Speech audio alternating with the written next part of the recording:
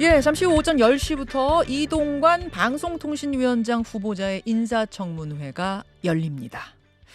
이름이 오르내리기 시작한 게 지난 봄부터니까요. 그때부터 제기된 각종 의혹들이 오늘 종합판처럼 등장할 것 같은데요. 공격을 벼르고 있는 야당, 방어 태세를 정비한 여당, 양쪽의 공방을 오늘 아침 미리 들여다보지요. 미리 보는 인사청문회. 먼저 민주당 인사청문위원 장경태 의원부터 연결을 해보겠습니다. 장경태 최고위원 나와 계십니까? 네, 안녕하세요. 장경태입니다. 예, 인사청문회 준비를 하면서 이미 많은 자료들을 들여다보셨을 테니까 질문 드립니다. 지금까지 검토한 바에 의하면 이동관 후보자 적격입니까? 부적격입니까?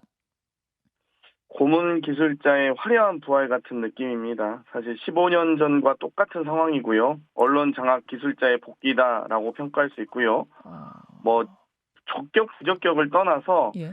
인사청문회법 제12조가 지정한 아주 기본적인 자료 제출조차 거부하고 있습니다. 여러 가지 의혹이 이미 언론에 보도된 바 있지 않습니까? 아들 학폭부터 시작해서 배우자 증여세 탈루 의혹이라든지 여러 언론 장악 의혹에 대해서 여러 가지 밝혀진 바도 있습니다만 이미 기사화된 자료들조차 언론에 보도된 자료조차 제출하지 않고 있어서 거의 방탄 청문회 이상이다라고 보고요. 그냥 하루 버티면 임명 강행할 거다라고 이미 예상하고 나오는 듯한 대단히 오만한 자세라고 봅니다. 그런데 개인정보를 동의했는지 미동의했는지 만이라도 제출해달라라고 하는 것조차 예. 거부하고 있는데 지금 이 여당에서는 자료 답변했다고 하는데요. 예. 2,000건에 가까운 자료 답변했다고 하는 걸 봤는데 예. 개인정보 동의하지 않아 제출이 불가합니다라고 계속 같은 말만 되풀이하는 앵무새처럼 그런 것도 답변이라고 지금 카운팅을 했더라고요. 그래서 너무 뻔뻔하다 이렇게 말씀드릴 수 있겠습니다. 뻔뻔하고 말할 것도 없이 부적격이다 지금 그런 취지신 것 같은데 근데 본인의 해명을 인사청문회에서 듣다 보면 그 의혹이 풀리는 경우도 있잖아요. 이번엔 그럴 가능성도 없어 보입니까?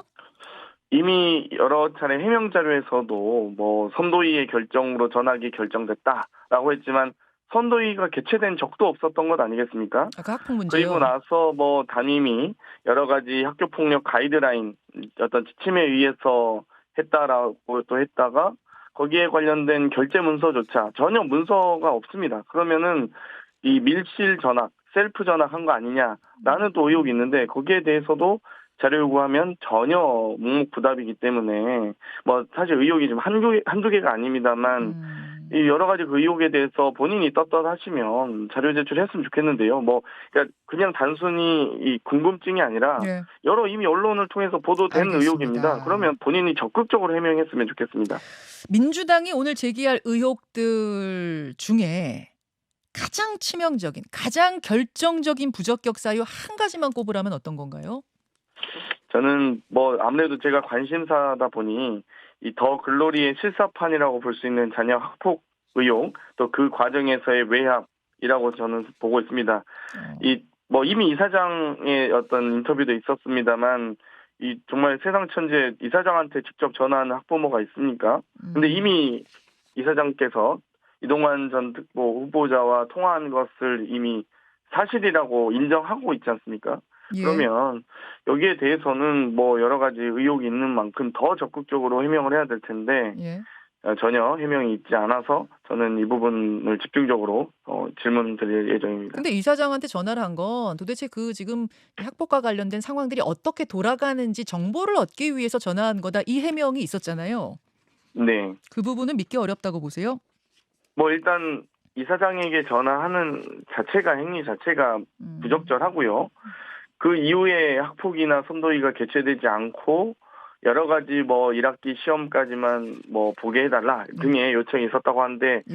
실제로 여러 가지 이런 시험을 치를 수 있게 이 시간을 끈 정황들이 나타나고 있습니다. 그렇기 때문에 이 부분에 대해서는 적절치 않은 전화 통화였고 또 이미 이런 사건이 있고 나서는 보다 더 이 기피 사유임에도 불구하고 너무나 떳떳하고 당당하게 외압을 행사한 것 자체가 저는 매우 심각한 문제다라고 보고 있습니다.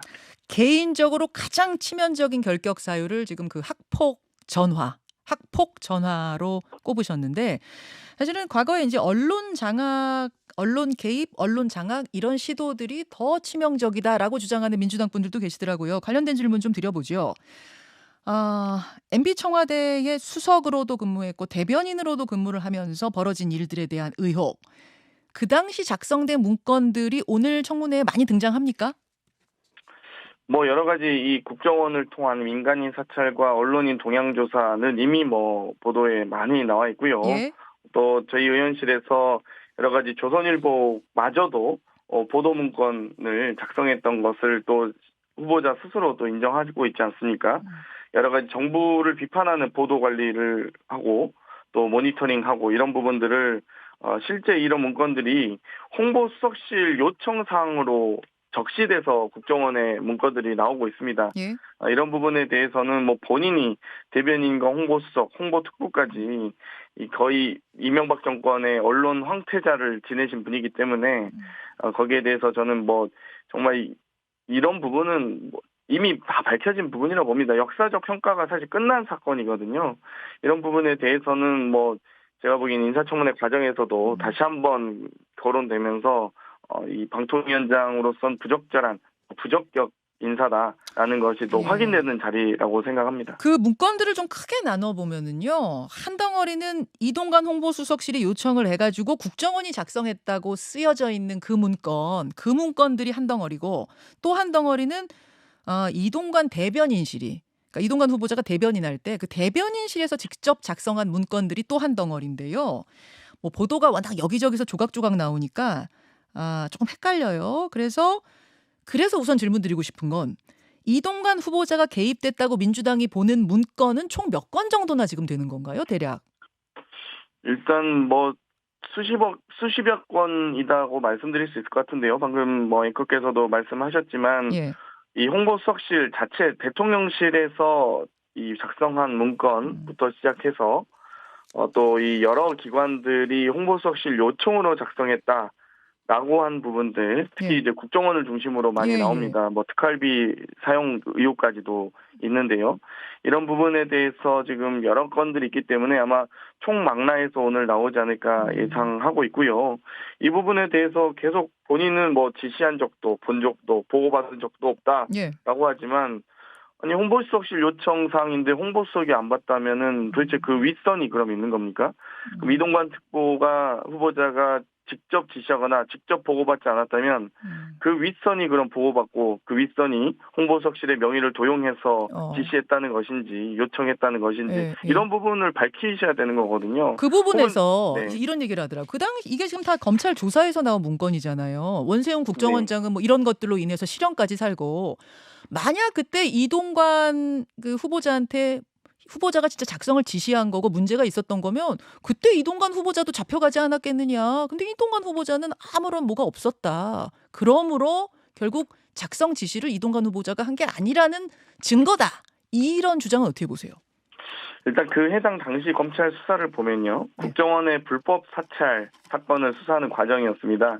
그렇기 때문에 실제 이 여러 가지 사건 과정에서도 검찰 수사 보고서에서마저도 당시 청와대 홍보수석실이 여러 가지 언론 장악 배후에 있는 것으로 파악해서 실제 수사 보고서에도 작성되어 있는데요. 예. 사실 수사의 방향 자체는 국정원의 불법 사찰 사건이었기 때문에 예. 언론 장악은 사실 수사 대상은 아니었습니다. 그렇기 때문에 아마 검찰이 수사 과정에서 이 별건 수사를 하지 않는 것으로 보이고요.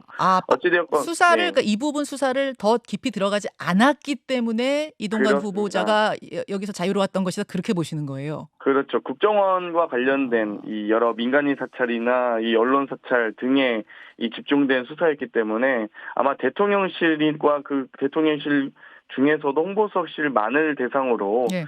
이 추가 수사를 하지 않은 것뿐이다라고 보고 있습니다. 그러니까 또 한 덩어리는 이제 이동관 후보자가 청와대 대변인 하던 시절에 대변인실에서 직접 작성한 문건들이 있어요.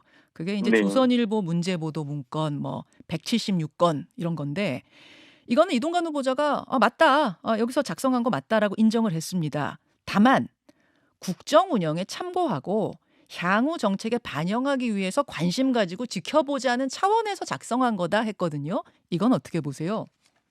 단순히 국정 동향이나 뭐 보도 모니터링 정도였으면 저희도 이렇게 말하지 않죠. 그런데 VIP에서 격려할 언론인과 뭐 여러 탄압 언론인 등을 구분한다든지 소위 블랙리스트를 작성한다든지 여러 가지 이미 좌편향 진행자를 파악하고 교체하고 해임하고 경영진도 탄압하고 이런 부분들은 이미 다 밝혀진 바 있지 않습니까? 실제 지금도 뭐 불과 어제 그제 방심위원장이 뭐 해임이 대통령의 재가를 받는 등 뭐 KBS 이사장도 지금 해임됐습니다. 여러 가지 지금 이미 방송작을 시작하고 있기 때문에 이런 부분에 대해서는 뭐 이 단순히 본인이 지금 계속 뭐 보고받지도 않았다라고 주장하지만 세상 천지에 누가 그 말을 믿겠습니까? 알겠습니다. 홍보수석실 문건과 홍보수석실 작성 또는 홍보수석실 요청사항의 문건을 네.